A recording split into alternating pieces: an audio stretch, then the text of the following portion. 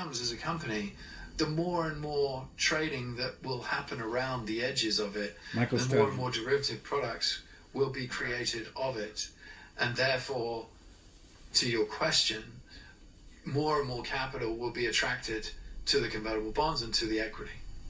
Right. And there's information asymmetry with the multiple too, because he's got capital to buy, but you don't know how much he buys and when he buys it, and so you're just kind of constantly and the ATM is uncertain too. So he's always got access to this ATM, so he's just stuffing cash in his bag, and then goes and buys Bitcoin over the weekend and could surprise you on Monday and say, hey, I just bought 30,000 more Bitcoin, and you're like, wait a minute, hold on, the multiple now the multiple has instantly just fallen, so I think this is underpriced. Boom, the stock moves quickly to potentially adjust, or people are trading on the edges of that. Oh my God, this is crazy. No, but it is. It's so hard to keep up with. You're absolutely right. I was just writing a few numbers down in preparation for this chat this afternoon, and I was just like, I actually have no idea how much of the bond he might already have bought. I don't know how many additional ATM shares he's already issued. Don't know what's. I mean, it's just, as you say, it's very hard to know exactly what the multiplier is today. And that's why if you're trying to short it based on the multiplier, you could be in for a nasty shock that Monday morning when he announced, I just bought another 50,000 Bitcoin, as you say. Right. Oh, man. Yeah, it's just totally fascinating. It is. And the other thing I wanted to just talk to you about, because it came to my mind, because you mentioned the other podcast I did and why we ended up talking. But basically, one of the things we talked about was the fact that Saylor had said that this should be on a higher multiple, because you should be looking at this on an accretion of value to the shareholders, and therefore how much value have I added? I've added, if he did 21 billion over 3 years, he's doing 7 billion a year, so let's say that's 7 billion of earnings. If you put that on a multiplier of PE ratio of 20, then that takes you to 140 billion value market cap. Well, wait a minute, he's chewing through this ATM at a rate I could never have expected. I mean, it's absolutely insane. He said he was going to do 21 billion over 3 years. Well, he's done 6.5 billion over 2 weeks.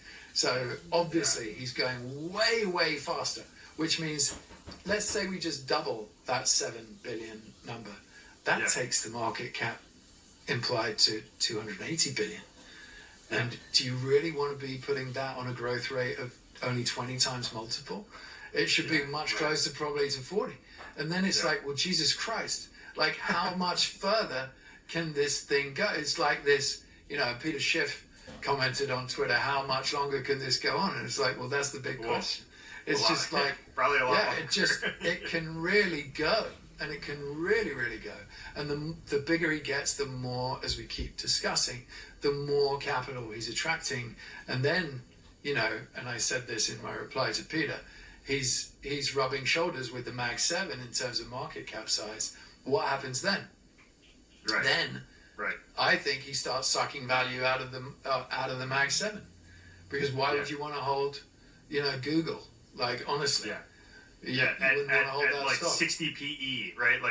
Why is anybody doing it? You start to reevaluate the entire equity market based on their financial strength, and their financial strength becomes quite questionable relative to the financial strength of somebody that's got a ton of Bitcoin on your balance sheet. And it's just constant game theory process. And I think he could be trading up in the Mag 7 with them probably pretty quickly. It could get violent.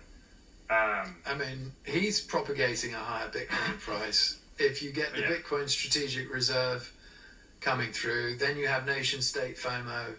Maybe Microsoft turn around at their board meeting and go, you know what, maybe we should have 5%, but they're never going to be as big as him now. Their balance sheet is only 75 billion. He's already got 30 billion Bitcoin, right? So Microsoft, one of the biggest companies in the world, is actually never going to catch him now. So there's no way they're going to put their whole treasury into Bitcoin. That's just not going to happen. Right. So, he's just out in front and no one's catching him. And so all of this just keeps pushing things higher and higher. Yeah, I think one of the crazy things that we just that we just hit on is, he sold $4 billion ATM or $6 billion ATM in 2 weeks. At the market. And the price of the stock went up. Right? The price of the stock went up, which is unbelievable. So you think about, in the spirit of this original conversation of the convertible debt, and if he's about to issue $2.5 billion of convertible debt, we could see $2.5 billion of short interest very quickly, or maybe not 2.5 billion. Maybe it's it'll be like 1.75, 1.2 billion or something. Yeah. 1.2 billion. But we just saw that he used $6 billion of the ATM in 2 weeks. So it may not even be a speed bump. Like, we may not even notice it in the stock price. And well, it's pricing today. It's pricing today, which means people will start hedging, and the stock's up 12%. Yeah, so 14. It's not even. There you go. It's not even impacting it. It's not even impacting crazy. it. It's crazy. Unbelievable. Well, we're just about an hour here. I think, this has been absolutely fascinating. People are going to listen to this 100 times. This has been absolutely fascinating. You have to understand it. But there are Standard & Poor 500 is the next market he's going to enter. And then there's an RV market. I'm not sure what that is.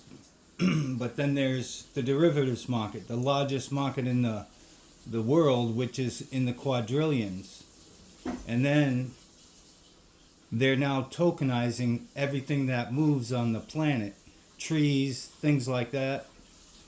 And that's another market that hasn't even been tapped yet. So Bitcoin's the way to go, and it looks like forever. Own Bitcoin. Bye-bye.